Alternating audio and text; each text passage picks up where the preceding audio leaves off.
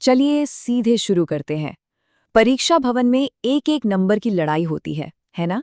इसलिए इस master class explainer में हम सबसे ज्यादा पूछे जाने वाले विलोम शब्दों का चीरफाड़ करेंगे। हिंदी व्याकरण में अ अक्षर से शुरू होने वाले विलोम शब्द एग्जामिनर्स के सबसे फेवरेट होते हैं।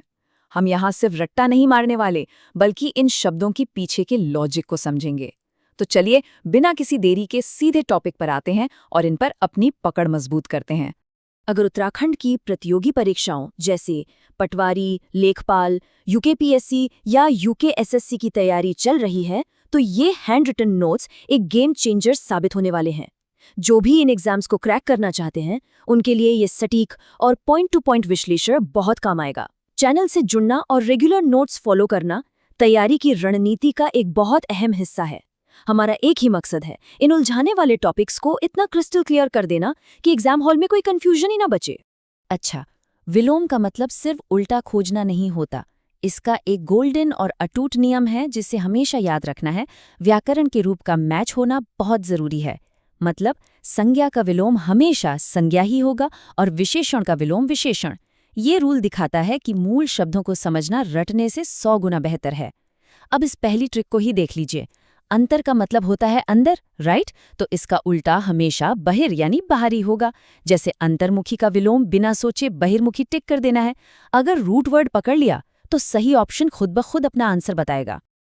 अब जरा उस ट्रैप की बात करते हैं जहां अच्छे अच्छे धुरंधर फंस जाते हैं। इसे हम अभिज्ञ ट्रैप कहते हैं। अक्सर होता क्या है कि किसी शब्द के आगे अ लगा देखकर हम मान लेते हैं कि ये कोई नेगेटिव या अज्ञानी शब्द है। नो वे, ये एक बहुत बड़ी गलती है। ट्रिक ये है, अभी सबको जानता है, यानी अभिज्ञ का मतलब है जानकार या अवेयर, और जो अन उपसर्ग है वो इसे कैंसिल कर देता है। इसलिए अनभिज्ञ का मतलब हुआ अनजान। तो याद रखिएगा, अज्ञ का विज्ञ होगा, लेकिन अभिज्ञ का विलोम हमेशा अनभिज्ञ होगा। इस सीक्रेट को तो बस दिमाग में लॉक कर लीजिए। तो उपसर्गों का भी ना अपना एक अलग ही पैटर्न चलता है। अनु और प्रति को आप जुड़वा दुश्मन मान सकते हैं। जहां अनु जाएगा, प्रति उसके एकदम सामने आके खड़ा हो जाएगा। जैसे अनुकूल का विलोम प्रतिकूल या अनुलोम का प्रतिलोम। सिंपल है ना? लेकिन हर नियम के कुछ अपवाद होते हैं और पेपर सेट करने वालों को ये अपवाद बहुत पसंद है। यहाँ लाल रंग में लिखे वी वाले एक्सेप्शन पर फोकस करिए। अनुरक्त का प्रतिरक्त नहीं होगा, बल्कि विरक्त होगा, और अनुग्रह का विग्रह होता है। ये वो पॉइंट्स हैं जो मेरिट लिस्ट में आपको सीधा ऊपर या नीचे कर सकते हैं, इसलिए इन्हें बिल्कुल नहीं भूलना है। यूकेपीएससी के पेपर उठाकर देख लीजिए। पैसे और क्वांटिटी वाले शब्द हमेशा से उनके फेवरेट रहे हैं। यहाँ बैलेंस बनाना बहुत जरूरी है। जब बात मात्रा की हो तो अति यानी बहुत ज्यादा का उल्टा हमेशा अल्प यानी बहुत कम होगा। जैसे अत्यधिक का अत्यल्प। अब पैसों की बात करें तो अर्जिन का मतलब है कमाना और व्ययन का मतलब खर्च करना। लेकिन यहाँ जो स्टार वर्ड है वो है मितव्ययी। मित का मतलब होता है लिमिट या कम, तो मितव्ययी का सीधा सा मतलब हुआ कम खर्च करने वाला इंसान। और इसका ठीक उल्टा क्या होगा? अपव्यय यानी अंधाधुंध फिजूल खर्ची। मित और अमित का ये छोटा सा डिफरेंस एग्जाम में आपके बहुत काम आने वाला है। अब आते हैं नीचर और टाइम वाले विलोम पर। यूकेएसएससी वालों का तो ये सबसे मनपसंद एरिया है। इसे ऐसे याद रखिए, अवनी यानी हमारी धरती, जो हमेशा ऊपर, अंबर यानी आसमान की तरफ देखती है। तो अवनी का विलोम हो गया अंबर। लेकिन जो शब्द सबसे ज्यादा चकमा देता है वो है अर्वाचीन। सुनने में ऐसा लगता ना जैसे कोई हड़प्पा काल की पुरानी चीज हो। बस यही तो धोखा है।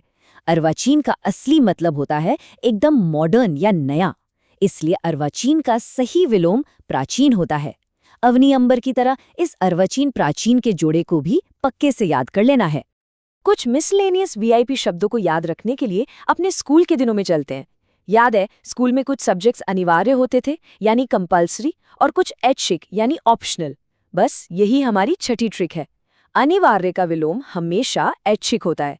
इसके अलावा ओजस्वी का कांतिहीन और अर्थ का इति। लेकिन यहाँ एक गोल्डन रूल है जो पीले नोट में लिखा है। तत्सम शब्द का विलोम हमेशा तत्सम ही होगा। अमृत का विलोम हमेशा विष होगा। अगर ऑप्शन में जहर लिखा है ना, तो भी उसे टच नहीं करना है, क्योंकि जहर तत्सम शब्द नहीं है। व्याकरण का ये नियम बहुत सख्त है और हमें इसे स्ट्रिक्टली फॉलो करना है।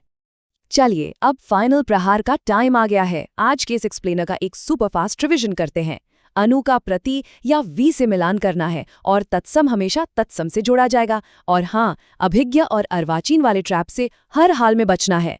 अब टाइम है एक छोटे से 3 मिनट MCQ प्रैक्टिस का। पहला सवाल, अभिज्ञ का सही विलोम क्या है? जरा दिमाग पर जोर डालिए। बिल्कुल सही, इसका उत्तर है ऑप्शन सी, अनभिज्ञ। दूसरा सवाल, इनमें से कौन सा जोड़ा गलत है? ध्यान से देखिए, अर्वाचीन और नवीन दोनों का मतलब ही नया होता है, इसलिए ऑप्शन बी गलत जोड़ा है। तीसरा सवाल, अतिवृष्टि का विलोम चुनें।